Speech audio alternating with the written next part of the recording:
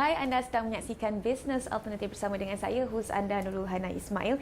Hari ini kita akan bercakap tentang masa depan industri perhubungan awam dalam bidang sukan di Malaysia. Dan saya bersama dengan seorang yang cukup tidak asing lagi, yang mana beliau cukup arif tentang bagaimana selok-belok sukan, industri sukan di Malaysia ini. Dan saya bersama dengan pengarah urusan Shekinah PR, iaitu Mr. Christopher Raj. Thank you so much, Mr. Christopher Raj, for being with us. Terima kasih. Okay.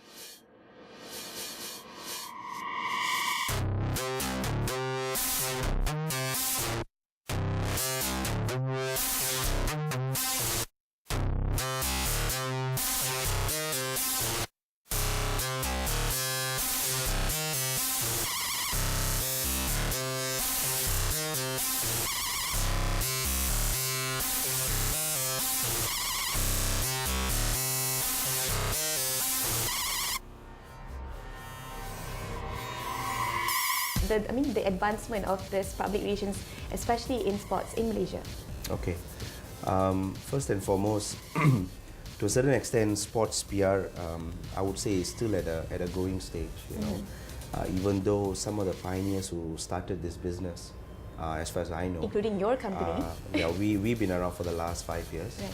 But some of the people I worked before, we went back since 1977. You know, 1977 when they started doing sports PR or sports marketing in a very small way. And over the years, it's growing. But we could have seen the growth in the last 7-8 years, you know, both ways, both from the brand point of view, from the PR point of view, from the entire commercialization aspects be taking place in sports.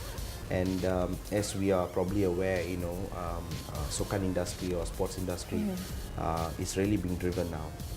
You know, and Malaysia has become a global stage for a lot of sporting events in the world, not just F1. We look at European teams coming to Malaysia now in the last 4 years. We talk about golf that is taking place, a lot of world events, you know. So globally we are at the center stage, but I think it is utmost important that we do well, that the reputation of the country especially is really taken care of and not tarnished. And PR to a certain extent works hand in hand with the organizers, because what we do basically starts from pre-event to post-event, and the core subjects that are involved is strategy, because PR is all about strategy. It's all about planning, it's about execution. But again, the growth in terms of the industry is really not great in the terms of companies are involved, because we are probably one of the tools that's you know, operating in this country. The rest are all foreign agencies, and they are really our competitors. That's very interesting. All right, Mr. Raj, we'll be taking a short break. Sure. We're talking more about this PR industry, especially in sports in Malaysia. Selepas ini di Bisnes Alternatif, jangan ke mana-mana.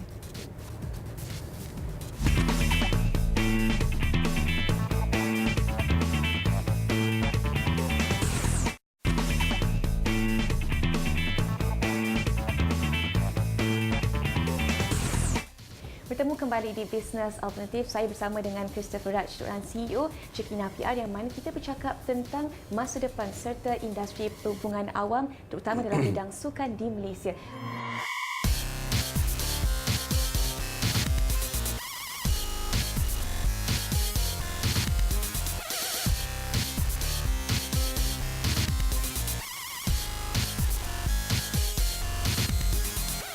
So what are the challenges that you guys usually face?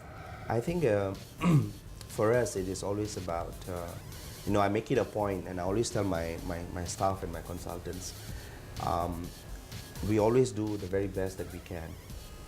It's very important for us to understand the industry, to understand the client's need. So we spend a lot of time talking to our client, because we really want to understand if you're doing something, why you're doing it, and the reason behind doing it. We don't do things for the sake of doing it. That first thing I will never do.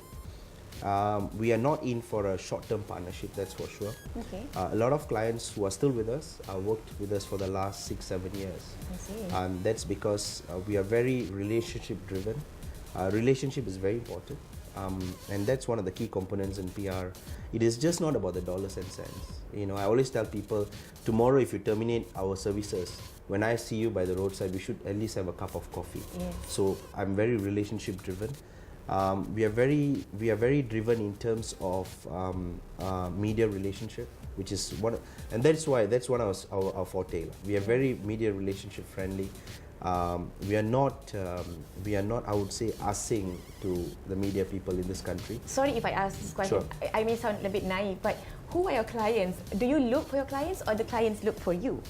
Well, there are two forms. Okay. Firstly, at times we are invited for pitching, which we go in with other agencies. Sometimes we get invitation by the big boys, the big agencies that are based in other parts of the world. They have a client in Malaysia. Are you keen to do this with us? And right now we have just signed a contract with an agency in Bangkok and in India. So we are expanding. We are looking at Southeast Asia as well. We have done work from just not football, from sports. To sepak takraw. Now, especially the new project we're working on is Merdeka Tournament, which is Malaysia's oldest football event. Started in 1957. For the last 6 years, it's not been happening. So we have come on board with our partners, Astro and Pro Events, and we want to revive this tournament. We want to make it glamorous as possible. So we are doing it in Kuantan this year. So we have clients both from retainer and also on project. And well, it works well for us. I truly believe that once you've done a good job, people will look for you. People will know in the industry who can get it done. Yes. And so far, a lot of times that we have come is through recommendations. I've never really gone out and pitched for a job. I've never, so far. In the last 4 years, I've never done pitching. Well, your company should have been proud. Yeah, I mean, I always say that it's important to remain humble, because it's a very competitive business. It's important to stay really solidly in your foundation. Never forget where you came from. I think that's, and I always tell my staff, you're only as good as your last run yesterday, because today is a brand new day.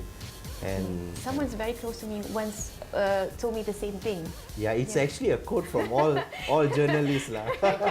All right, okay. Raj, when you mentioned about Jerry Maguire and stuff like, and PR is not just about handling events, but sometimes when it comes to critical situations, you guys, that's where you guys come in hand.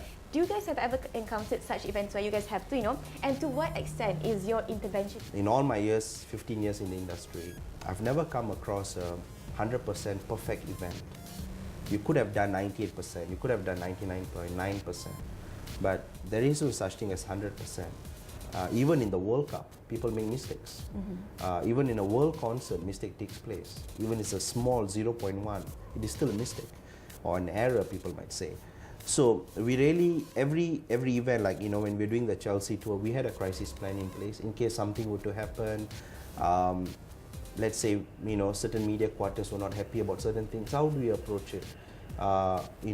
So there is a plan in place. We spend a lot of time preparing these manuals and also briefing the staff, so everybody in the office is fully aware how do you execute this plan. But so far, I must say, in the last 5 years, we never really had a crisis at this point in time. Maybe we have stopped certain quarters from becoming a crisis. That means, like I always say, in football especially, we always use the term, defending is an art of attacking as well. So at times we attack quite well, at times we need to defend very well.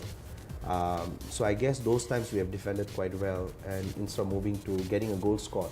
Hey, impressive. Right, last but not least, what is your hope for the future of public relations in sports industry? I would definitely, I mean, right now we are thinking of organizing an Asian summit for international conference for sports PR, sports practitioners. We are looking at inviting speakers, athletes, who had both athlete and that personality, who are able to carry the brand so well. The industry is great. What we need is a committee really to drive this industry, because we get interns from universities, colleges who are doing sports science, sports management.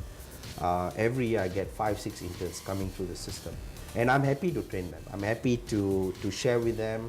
I'm happy to train them.